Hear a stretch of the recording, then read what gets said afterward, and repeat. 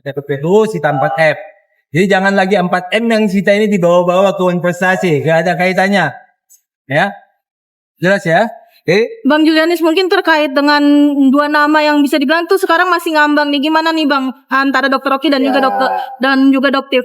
Nah, justru hari ini kan kita juga membuat surat terkait soal dakwaan lengkap agar diberikan kepada kami pelapor. Ya, di sini juga kita mintakan hasil lab forensik yang dilaksanakan oleh Dircyber Polda Metro Jaya. Kita akan pelajari nanti, ya, khususnya terkait handphone milik inisial NM, IM, O, dan S. Kami akan pelajari. Kami yakin dan percaya keterkaitan peristiwa ini ada dalam hasil lab forensik yang dirasakan oleh Dircyber Polda Metro Jaya. Kami yakin itu ada peristiwa-peristiwanya. Dan salah satunya petunjuk yang kami dapatkan adalah sejak rilis dari Kejaksaan Negeri Jakarta Selatan ada penamaan pasal, yaitu pasal 55 ya. Ya, kami lebih kepada soal ada unsur downplagen di situ. Ya, ada pengarah di situ. Ya, nggak mungkin loh jaksa penuntut umum berani meletakkan pasal 55 kalau tidak ada pengarah dalam persoalan peristiwa pidana ini. Seperti itu. Mungkin pasal 55 itu pasal yang baru ditetapkan ya? Itu adalah pasal yang ini kan gini. Jaksa kan punya kewenangan gitu. Ya, ketika menelaah mendalami, ya dia meletakkan pasal itu. Kemudian dia menyimpulkan bahwa adanya keikutsertaan pihak lain seperti itu, ya. Oke.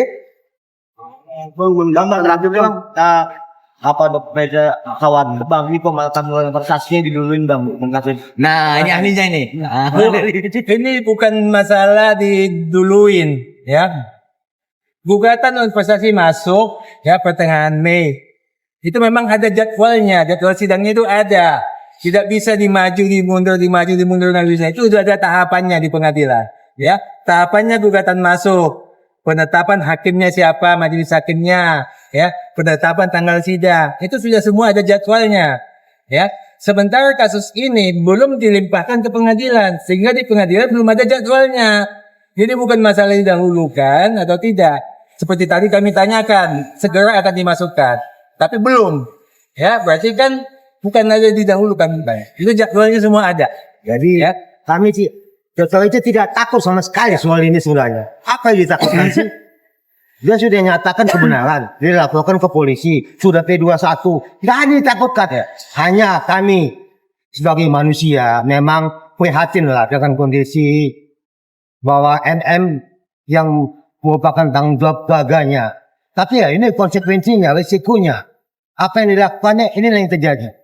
Untuk itu, kami berharap bahwa pihak Kejaksaan Tinggi ini supaya secepatnya lah untuk menyampaikan ini kepada pengadilan supaya ada kepastian hukum. Kalau memang klien kami bersalah, silakan. Tapi kalau tidak, jangan jadi suatu hal yang dibahas di sosial media seakan-akan ini mau bebas. Wah, tidak. Jadi jelaslah bahwa ini tujuan kami supaya ada kepastian hukum. Itu aja. Oke Bang Miring, mungkin izin tanya Bang Miring, setelah ditetapkan P21 dan dilimpahin ke kejaksaan, mungkin proses untuk menuju ke ke persidangan itu mungkin butuh berapa lama sih Bang kalau misalnya dari segi hukum Bang?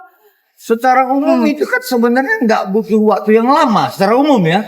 Nah, tetapi kan ini kita melihat ini kan perkembangan. Nah, kemarin tanggal 5 tahap kedua. Kalau kami melihatnya seharusnya hari ini sudah bisa dilimpahkan dok. Agar kemudian minggu depan sudah ditetapkan jadwalnya. Kenapa?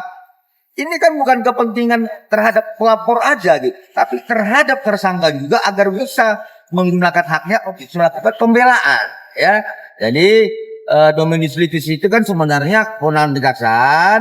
Kami tidak mau adanya intervensi lagi kepada pihak jaksa penuntut umum sehingga mekanisme hukum itu terhambat. Ya, jadi kalau dipertanyakan seberapa lama ya seharusnya sekarang sudah dilimpahin seperti itu. Pada umumnya pengalaman kami itu pelimpahan setelah P21 tahap 2 itu 1 minggu cukup.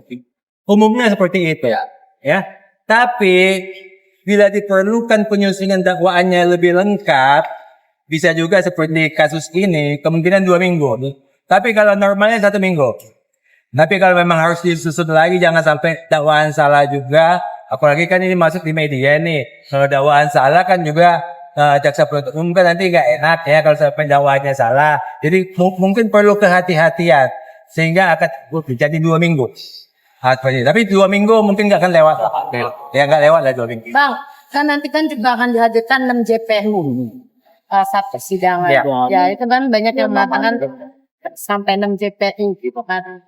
Seperti apa nih mungkin abang tanggapannya juga? Oh, itu Menang jaksa. Mungkin ya kan, mungkin itu- abang menanggapinya bagaimana nih? Itu kan maksudnya tim penyusun dakwaan. Ya. Memang menyusun dakwaan itu biasanya ada timnya. Cuman selama ini tidak pernah diungkap ke publik kalau kasus ini timnya berapa, tapi karena kasus ini heboh di media, disebutkanlah 6. Kami juga dalam kasus lain biasa itu kalau 6 itu hal yang biasa. Cuman nanti yang datang ke persidangan paling juga 1 atau 2, enggak 6-6-nya yang datang. Itu umum kok itu 6. Harus ada tim lah, dia cermat ya.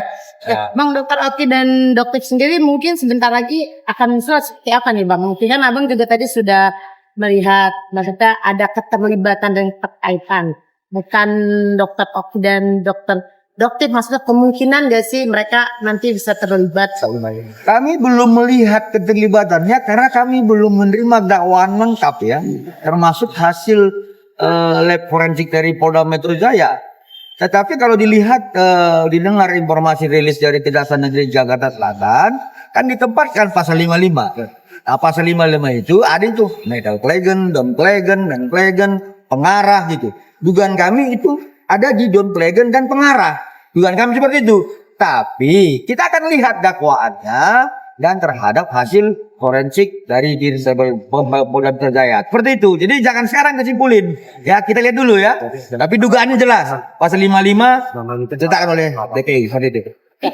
Dokter Reza Gladysnya sendiri nantinya akan siap nggak sih Bang untuk hadir ke persidangan baik perdata maupun nanti pas pidananya Bang? Oh itu begini, itu wajib ya. Kalau dalam one prestasi itu kan tentang kehadiran para pihak kan sudah diatur dalam Permen nomor 1 2016. Jadi di pasal 6 ya. Artinya kemarin sinyal saya sampaikan. Kalau kemudian prinsipal dari pihak penggugat tidak hadir dan diwakili oleh kuasanya, kan cukup kami saja. Tapi kalau misalnya prinsipal dari pihak penggugat hadir, kami juga akan menghadirkan. Pasti datang. Prinsipal dari kami seperti itu pasti datang, apalagi di pidana. Itu wajib. Kenapa? Kami akan memberikan fakta-fakta persidangan terkait keterangan klien kami dan saksi-saksi yang lain, itu wajib. Ya seperti itu. Di pidana nanti ya, di pidana sebelum diperiksa saksi-saksi lain, saksi yang pertama diperiksa adalah saksi korban supaya dia bisa menceritakan apa sih yang dia alami, baru saksi lain itu bisa menambahkan mendukung atau tidak mendukung kepada saksi korban ini. Jadi memang dia yang pertama diperiksa. Bang, Itu wajib pertama. penegasan berarti Dokter Reza Gladys siap untuk hadiri. Oh siap. Oh, siap. Dia malah sebenarnya Dr. Reza Kapan? ini bertanya, kapan saya datang? Dia malah kayaknya udah menggebu-gebu juga kepingin datang. Cuman kami ini, apalagi ketua kami ini cuma instruksi, jangan datang dulu. Nah, nanti kami kasih tahu kapan waktunya. Kalau dia pribadi kepingin datang, kepingin tahu juga apa sih yang terjadi di pengadilan gitu ya. Ada rasa ingin tahunya juga. Tapi karena ketua kami bilang, jangan datang, dia tidak datang. Tapi kalau nanti dari tim hukumnya sudah mengatakan monggo datang, dia akan datang. Yang pada prinsipnya begini, kemarin ya tanggal 11 Juni klien kami ada di parkiran. Ya, jangan kalian anggap itu dia tidak datang, tapi kami tidak izinkan. Ya, beliau ini menyarankan kepada kami agar tidak menghadirkan klien kita. Kenapa? Prinsipal kan harus berhadapan dengan prinsipal. Seperti itu ya. Jadi jangan nanti digoreng-goreng klien kami takut. Ya. Enggak. Kepingin dia datang, Kepingin dia datang. Seperti itu Kepingin. ya. Oke. Cukup ya. Oke, terima kasih ya. Ya, kasih. Udah panggilin sih. Mantap.